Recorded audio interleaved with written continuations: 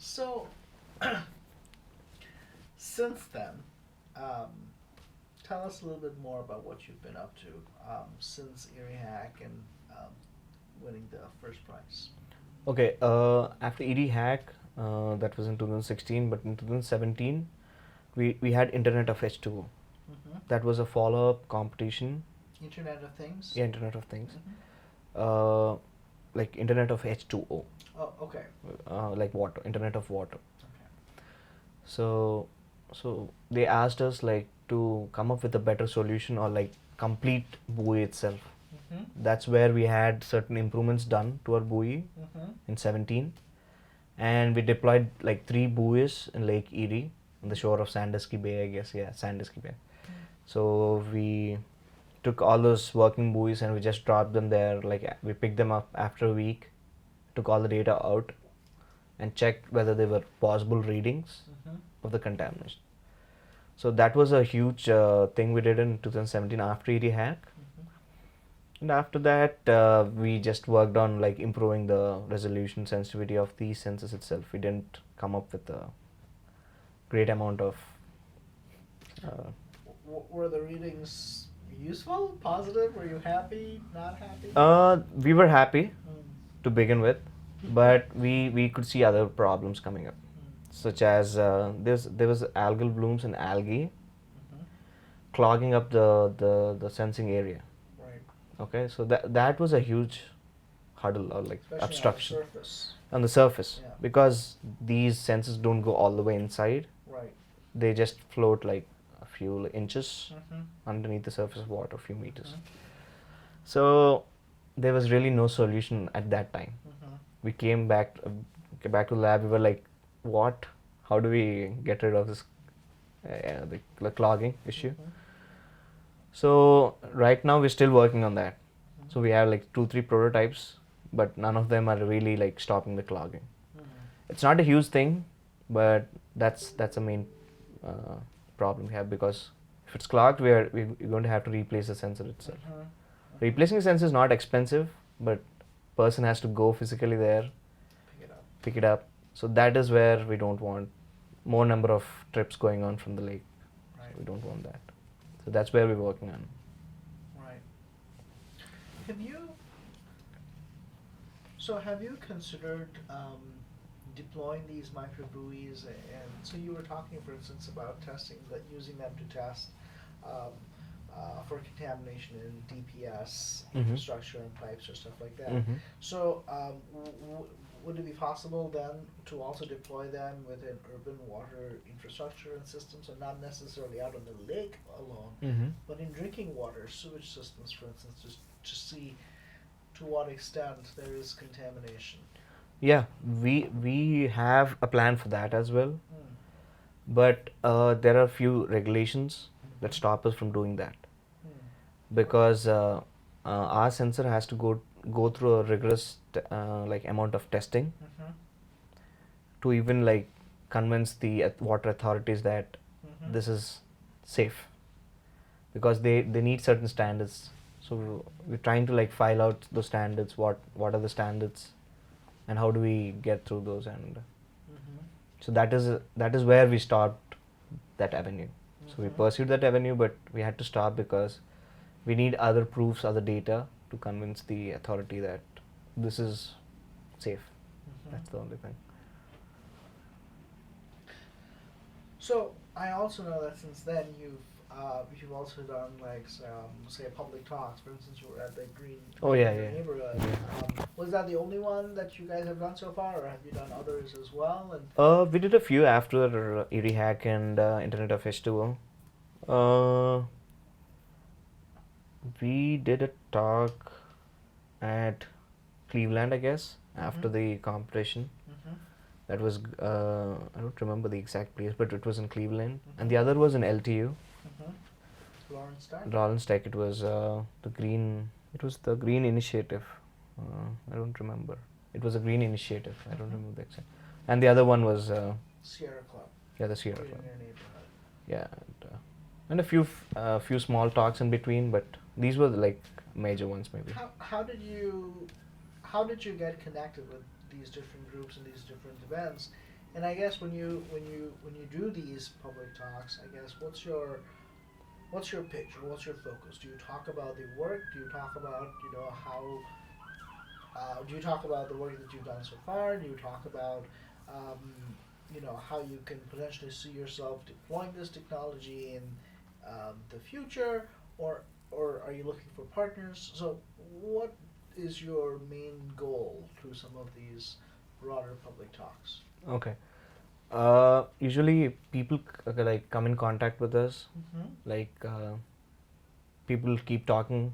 The green community keeps like they have a network where people come together and talk about what is happening in the future, like Erie Hack 2. So they know that we are present here in Detroit and Wayne State. Mm-hmm. So if they have a chance, they like to talk to us. They usually come in contact and email us and ask us time, and that's how we usually go to the talks. Green And committee. What's the green committee? green committee is like the people like Brian, Max. Okay. When they come together, Okay. they're a set of people like. So we usually call them green committee here in Okay. college. Like, so they usually say us like, okay, there's a meeting coming up. Why don't you come there? We just go to Tech Town and we find other people. They say, oh, we like the idea. Why don't you come and talk about more about this? Because there are other people who like to know more or like Mm-hmm. to get educated from this. Mm-hmm. So that is how we go to these talks. And when we're pitching at these talks, we usually right now we're looking for more like funds Mm-hmm. or resources inside Micro Buoy, Mm-hmm. because that's the huge deal that we're facing right now, because we don't have like sufficient infrastructure for Micro Buoy I'm talking about, and sufficient funds to do many other things that we thought we would be doing. So we start with the general pitch. Mm-hmm.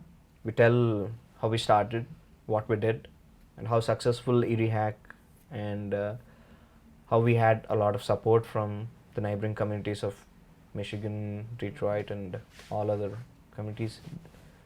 And people get really excited when we finish the talk. They ask us like, okay, how much do you need? I can write a check right now. But it doesn't work like that easy. There are other things that come into picture. Mm-hmm. So we're trying to see like how we can get more money into the company and make this a more possible sensor like company in the future. Yeah. That's a good segue to talk about the broader excuse me, to talk about the broader water innovation ecosystem here in the region, Southeast Mhm. Michigan in general. What has been your experience so far? You talked a little bit about how you come across people Mhm.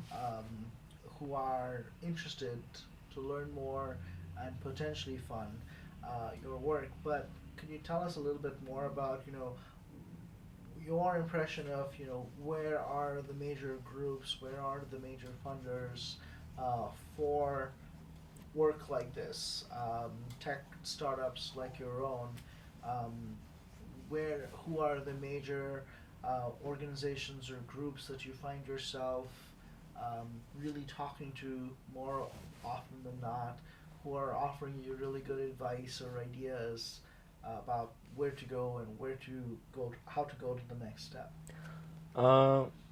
To begin with, we look at NSF like startup proposals. Mm-hmm. That's usually where we're trying to hit, Mm-hmm. because that's a constant source of money, Mm-hmm. with what do you say, a good liability or like a good amount of what do you say, I don't remember the word exactly. So it is a good amount for a good for a good period. They're going to give us how do I say this? I think around 1.5 million for like 5 years. So that's a. Have you already got the grant? No, Or no, you're no, no. applying for it? We Okay. we tried to do that like twice Okay. so far, but no, we didn't get through that. So that is our number one priority. We write proposals to this National Health Organization and NSF, National Science Foundation. Yeah. Are you also applying to EPA at all? Uh, They have small business innovation. EPA has, but there are other setbacks that didn't let us go through there because I think EPA asked us. They had this criteria, the requirement, where you need to have these many number of employees already hired into the organization, or you need to have already this much amount available with you so that they can match the other amount of funds. So usually they do matching, right? If you have 50,000, they match the other 50,000. So it sounds like you're looking primarily for research funds at this point. Yeah.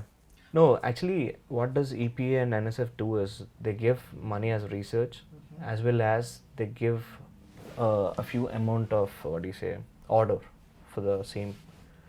So when you accept the proposal, it's in a sense that you get money for doing research as well as designing and developing the product. So once you have the product ready, NSF is going to buy that product. So that is how the arrangement is. So NSF is going to NSF is going to buy like around like 50,000 units of these buoys and deploy them all across the lakes. Okay. So then they're also going to ask us to maintain these. So that's how it's going to go on with NSF. So it's a long-term commitment we have with NSF. So that's why. Have you considered or looking for, say, venture funds, for instance, as with a lot of more or less traditional technology-based startups? No, we didn't go in that direction because we didn't have much of an experience in that, like venture capitalists and things like that. So we thought, like writing a proposal is much easier because it's all usually like the science behind what's going on, and discussing about what are the results we have and what is our future goal. So these are three different things we were like really good. So we just put our efforts in You there. can sign up for DTX at Tech Town. Yeah, we sometime in should. the We summer. should. Yeah. You really should. To learn some of that entrepreneurial learning and educational stuff. So, what is your understanding, I guess, of really what's happening in terms of water innovation in this region? Do you see many movers and shakers? Do you see a lot of inspiring work, or does it seem quiet? I can say it's somewhere like between quiet and things are going on. It's not like dead slow, but things are going on. But there's, as you said, there are no movers or shakers like really impacting. Like, okay, it's done. It's not like that. We didn't come to that stage where we can say that, oh yeah, we have a good understanding about what is happening. No, we don't have. So that is the thing where I think, being like Detroit or Michigan, like we have to focus. Why don't we do that? So that's what I feel after coming up.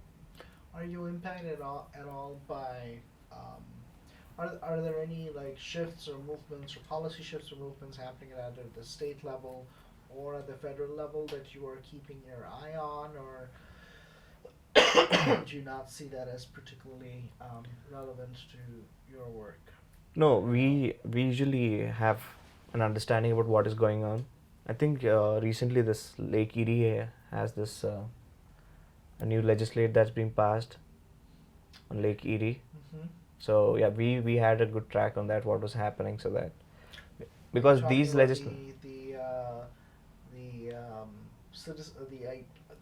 personhood. Yeah, personhood. Yeah. Thing. Yeah, personhood. Lake That we were like, what does that even mean? We didn't even understand it at a sense. Like then we started thinking, why do we keep in track of all these new updates or legislative bills which come on these topics? Is when we write future proposals, these are all the key things that are going to be embedded into the proposal. So if you don't have them, people are like, oh, you're still back in 2015, I guess. Things change quickly, so we try to keep in track. Yeah. So, I'll ask you, as we close out this interview, is there any event or experience or maybe a person whose story has been, really inspiring or motivating,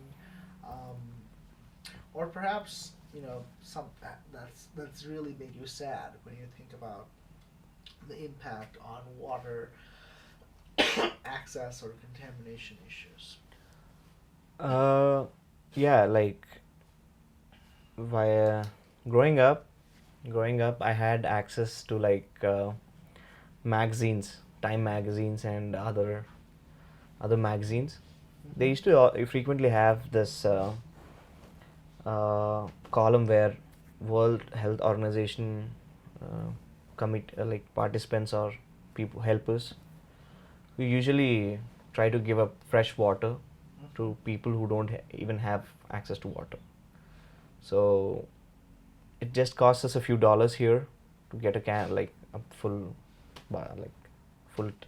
tray of water, but back in South Africa or like rural parts of India, they even don't have access to clean water. So that was really bad. So that's the thing which I don't want to see in the future. People should have access to like all the facilities like water, and these are common needs, right? So yeah, that is always there in the background of my like in the mind. It's going on like so that pushes me like to even work further and come up with a good sense. So that's always there. That's an image I always see. How do you think your work, possibly work that you're doing now, or work that you see yourself doing in the future, how do you think that your work sort of fits into all of that broader trajectory of water access and affordability and contamination and security issues? We don't like tackle all the issues at the same time. So as I said, we're working on clogging and resolution right now. So why are we working on only these two is because the other rest of the solution we have good understanding, and there are other things that are already being done in that area, so we don't even need to like put more efforts. So these are the two things we're working on right now. So eventually, once we're done with that, we'll try to move on with other possibilities. So I guess what I meant with my question was, you talked about a very poignant issue of water access, that a lot of people just don't have access to clean water.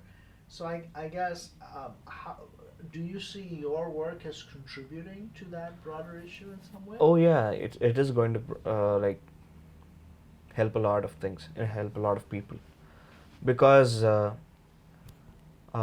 a small example, an example is the Flint crisis. People didn't have handheld lead sensors. If water authorities had lead sensors with them, they could have just put it in a glass of water and tell, don't drink the water. That was that simple. So if we have such handheld sensors, or at least a few people, like a community or a society has a few of these sensors, they can just instantly check. Like it's going to be like a thermometer. Like handheld thermometers are like not expensive, right?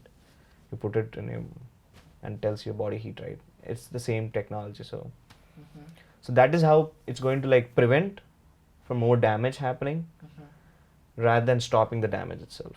So my senses are like our technology is going to work on preventing from the damage being happened. Have you already developed these handheld? Oh yeah, the handheld. So as I said to you before, these are all the sensors we do are multi-purpose. Right. So it's just the form factor we change. Right. So if you want a buoy, it's going to be in a different form factor. If it is handheld, it's going to be in a different form factor. It's just the shape and the size. The sensor is going to be the same size. It's just the enclosure outside. I can't tell you enough how, especially in Flint particularly, even though the government has said that the water is clean, the larger problem I think is there's this huge widespread lack of trust, institutional trust, and so that's one thing that a lot of local groups and community organizations are working on, trying to work with local community members to say that, look, if you can test your own water and figure out that the water is clean or not clean, it's entirely up to you. How do you slowly get people to using the public water system instead of buying plastic bottled water, which Yes.